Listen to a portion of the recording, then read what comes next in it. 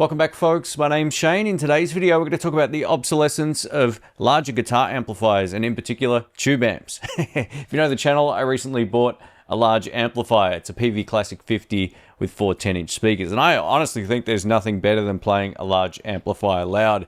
As someone who played live for many years and still plays live, I actually played last weekend as of shooting this video, there's nothing more fun than cranking up an amp. But there's times now where I really feel like the large amplifiers, anything over 40 watts, is almost redundant. I see so many people who do live shows on Instagram and on YouTube now just touring with a pedalboard they plonk on the floor and they run it directly out into a PA system. And you know what?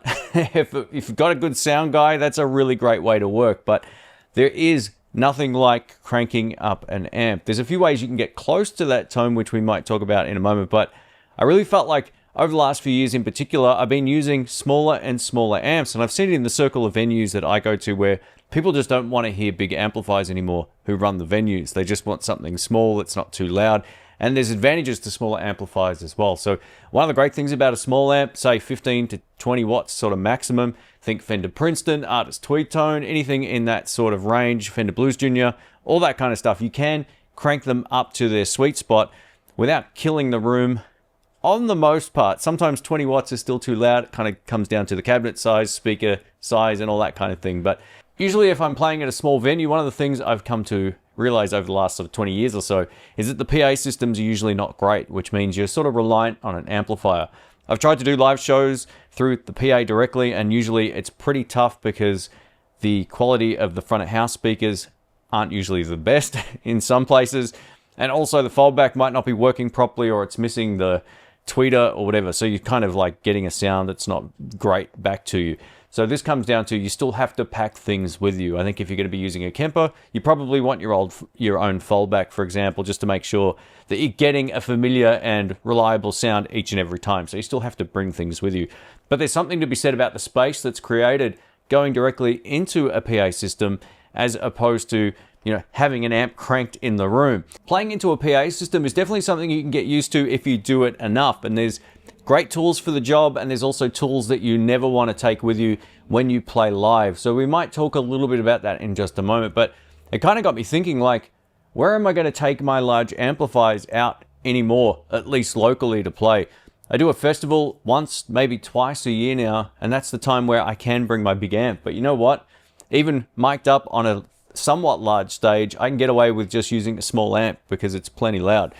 So I'm starting to think that the big amplifiers might be on their way out.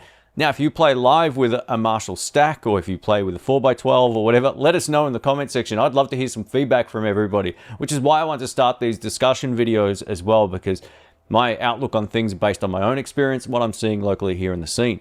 Even when I was overseas a few years ago in the US, I noticed that everyone was using smaller amplifiers. I think one of the largest amps I saw was like a Fender Deluxe Reverb. The time before that, all the amps were bigger. I was seeing Bogner amplifiers and much larger Fender amps and all that kind of stuff. But now I see a lot of folks are just using much smaller amplifiers, and they can get away with it. This kind of ties into how I see the market right now with all of the Tone Master amplifiers and digital modeling amps and all that kind of thing. While I don't think they're ever going to directly replace their tube counterpart in terms of tone and feel, they're very close, but they're still not the same. You can let me know in the comment section if you agree with me.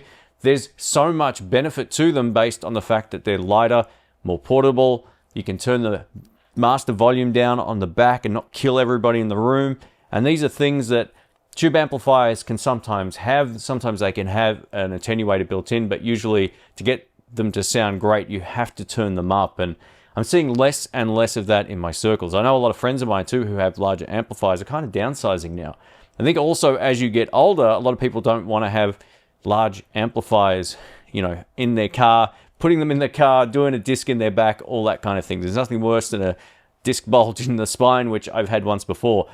And, amps like the Super Reverb, the Fender Bassman, any large Marshall amplifier, even my DSL 40CR down here, if that didn't have the 20 watt mode, it would be almost unusable at some of the venues because it would just be far too loud. Sure, there's ways around this. You can, of course, run a different power attenuator out. You can run a 2 notes Captor X and, replace the speaker with a digital one and run that into the front of house. And these are all very viable options, but it also means you have to take a hit when it comes to you know, how you are used to playing in a room. And that's just something that I've tried, but I don't often love.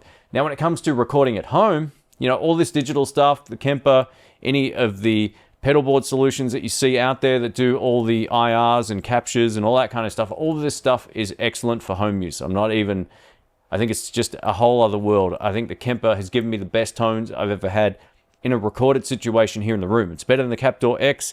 I can get my sound, I've profiled all my amps, and it sounds unreal. So for that, I think the digital solutions are just far beyond being able to mic up an amp in a room, and it's much more fun as well. But it kind of got me thinking, like the PV Classic 50, I love it. It's the amp I always wanted. As soon as I heard it, I've got it, and I'm not using it as much as I would like. And this will change, hopefully, coming up, you know, later in the year when I do get to use it for some shows. But, you know, anytime I get to do a show, I'm always thinking to myself, should I take the PV Classic? Or should I take the Artist Tweed Tone? Should I take my Fender Blues Deluxe? I've got a Marshall and some other smaller solutions that will give me my sound. So yeah, usually I'm like, man, if it's not an easy move from the car to the venue or the stage, then I'm taking a smaller and lighter amplifier, and it's generally more than loud enough for the gig.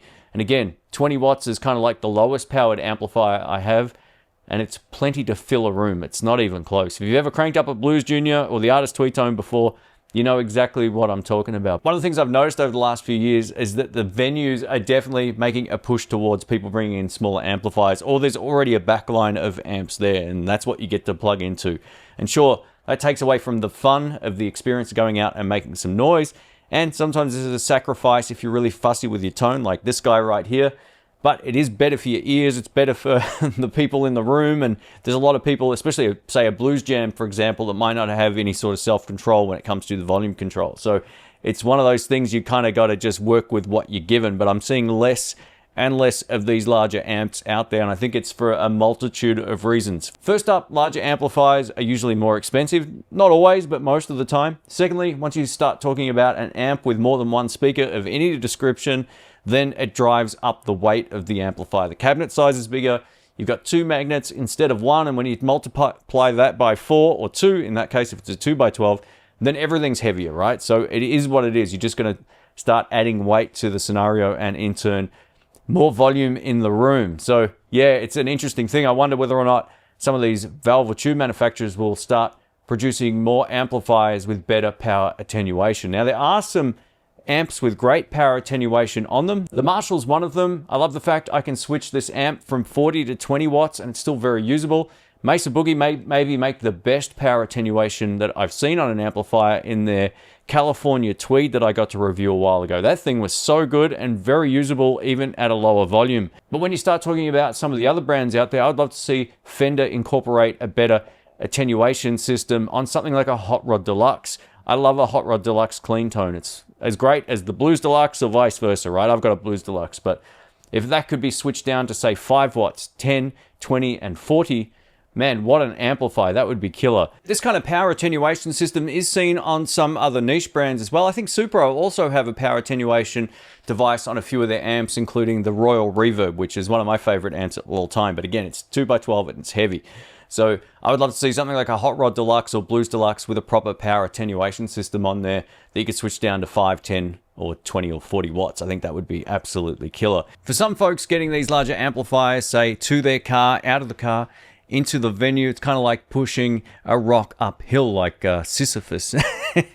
So yeah, you've got to really want to do it to enjoy the experience. But again, some of these amplifiers, they don't have casters on the bottom, so you're forced to get a trolley. Sometimes the trolley experience is also awkward, but you can absolutely do damage to your back getting these in and out of a car. One of the reasons I sold my Super Reverb, regretfully, was the fact that getting it into my car was really awkward at the time. If I had the car I had now, it would have been much easier, but I actually did a disc in my back. It was a slight disc bulge, and it's no fun. It was really awkward to get around for a few weeks at that particular time, maybe longer, so I really had to watch it. But yeah, this is one of those things you've got to really want to do to enjoy the experience. But I'm seeing less and less of situations arise where you might actually need an amplifier that's 50 watts with 4 10-inch speakers.